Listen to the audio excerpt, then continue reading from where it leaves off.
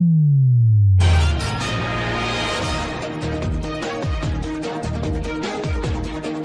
watching Sun TV, broadcasting to the world from studios in Providenciales in the beautiful by nature Turks and Caicos Islands. Sun TV, your source for real news as it happens.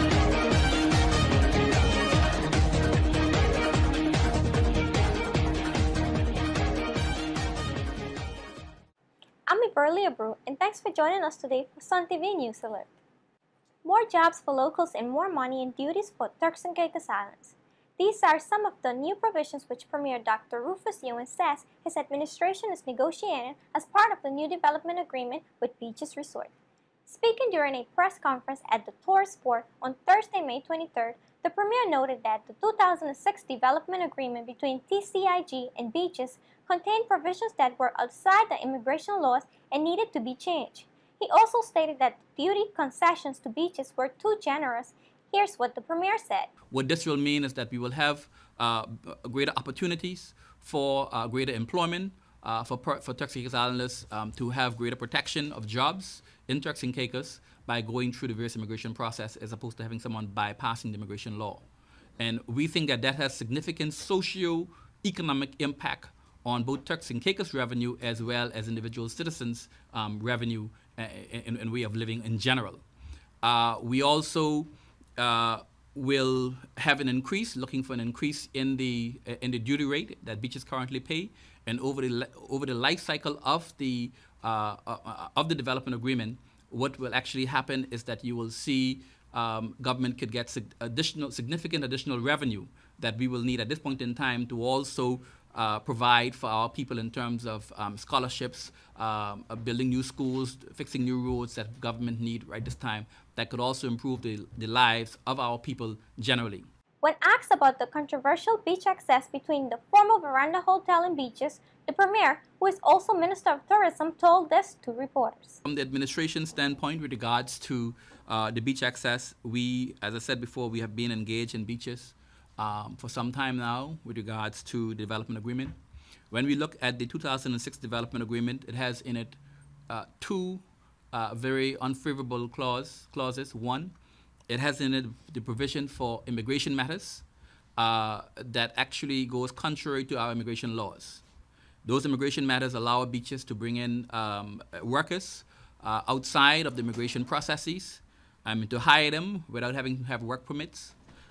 It also gives provision for Beaches to receive very generous duty concessions, and over a period of time, it can result in not significant losses to government, but if you were to improve the duty concessions, government could get significant additional revenue. So at this point in time, government is in negotiation with Beaches with regards to having the 2006 development agreement replaced. In doing so, we would like for the immigration clauses that are there removed from the agreement, and Beaches abide by the immigration laws. Premier Ewan also made some comments about the proposed changes to the culture market, which is located outside the Beaches Italian Village and opposite the new Key West Village.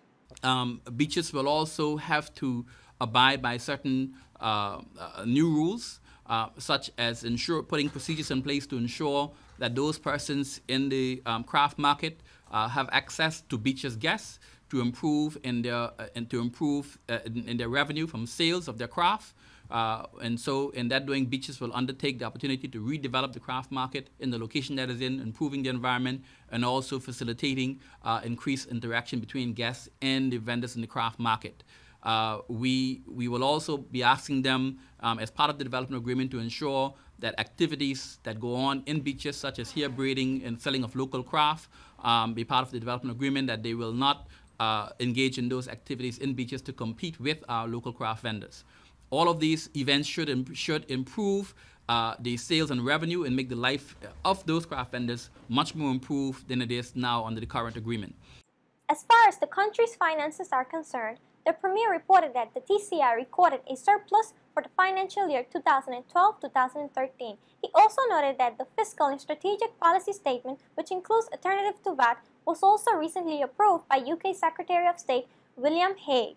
The annual outturn of 2012-2013 And this set out that the TCI had achieved a fiscal surplus in 2012-2013, which represented significant progress. Cabinet welcomed this and noted that despite some issues on revenue, on recurrent revenue, a combination of small recurrent surplus and a strong non-recurrent surplus meant that $41 million was paid into the sinking fund at the end of the financial year. This put TCI in a good fiscal position and speaks volume to the government commitment to financial management strategies. And Cabinet asked the Minister of Finance to make this report available to the media and to the public at large. We also welcome the news or information from the Governor that the Secretary of State had approved our fiscal and strategic policy statement that was sent to the FCO in April of this year, and that formal notice of this will follow in due course. Over the past months, the government has made significant effort in improving our revenue collection and exploring alternative measures to broaden our finances as alternatives to VAT. The FSPS document, which was submitted to the UK government, highlighted TCIG's strategic development plans for the fiscal term 2013-2014, supported by strong revenue-generating options. And yesterday, as I said, the governor has received that information, and we are glad to hear that now we can continue and move on with our budget process. According to the Premier, a draft of new employment bill which seeks to deal with many of the labor issues affecting the TCI was discussed by Cabinet and will be circulated to the public for input. We presented a draft of the employment ordinance bill. And this employment ordinance bill was then approved by Cabinet to be submitted to the public for consultation so that the public can make comments and contribute to refining the bill before it is passed on to the House of Assembly for debate. We think that this bill is a significant bill since most of our issues that we have in Turks and Caicos now are lots of labor issues related to issues such as equal work for equal pay, such as various employment practices, where various belongers may be disadvantaged. So we would hope that members will take the opportunity to make contribution to this very important employment bill. Premier Nguyen also told reporters that there will be a new national protocol policy in place, which will deal with how the national flag is treated and also how to handle local and international dignitaries.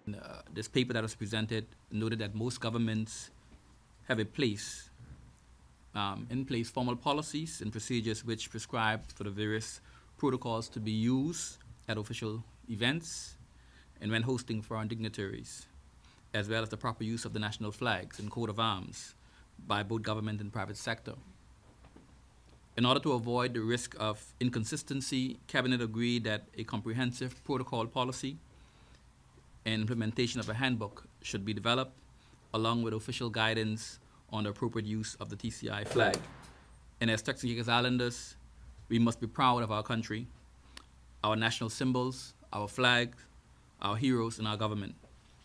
Our national flag should be flown high with pride and dignity as it represents us, our culture, who we are as a people, as proud Turks and Caicos Islanders.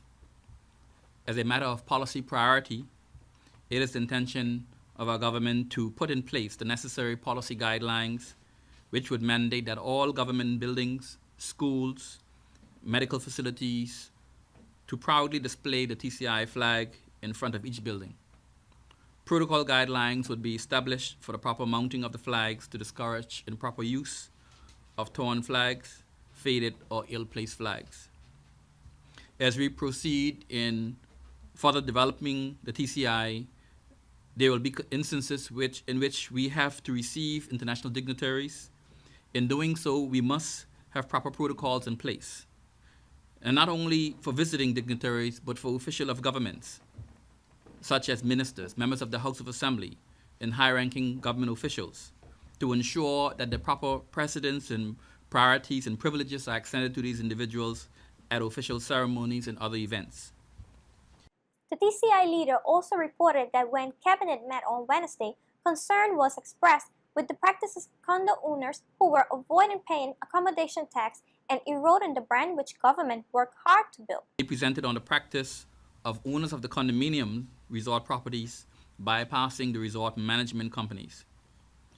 the Resort Council set out that the condominium resort model in the Turks and Caicos Islands is one that provides benefits for tourists, TCIG, owners in the local economy, and that the exclusion of the management companies from the leasing process could ultimately lead to the withdrawal from such resorts and the resorts changing its status to residences.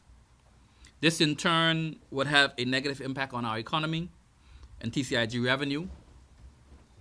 After discussion, Cabinet agreed to invite the Turks and Caicos Resort Economic Council to present to Attorney General's chambers options for amendments to legislation governing the regulation and the leasing of condominium resort properties. It undertook to consider such draft legislation with a view to debate and subsequently pass into law by the House of Assembly. And for information, most of you would know that the economy of the Turks and Caicos Islands is indeed based largely on high-end tourism and model on condominium development approach. The presentation to Cabinet was most concerning to the government as it revealed that many condo owners were bypassing this management structure in preference for other rentals such as vacation rental by owners of VR, otherwise known as VRBO. And this approach only serves to, in some instances, to erode the brand which the government have worked so hard and have also given concessions for the development and construction of these tourism infrastructure in partners with tourism industry to develop. In many instances, these self or privately managed units are not managed at the same level of superior service which hotel management is providing. If this practice continues to flourish, it will undermine and eventually lead to the tarnishing and the degrading of our tourism brand. I'm Burley Abreu. Thanks for watching Sun TV News. Join us again tomorrow when we bring you real news as it happens directly to your computer or mobile device.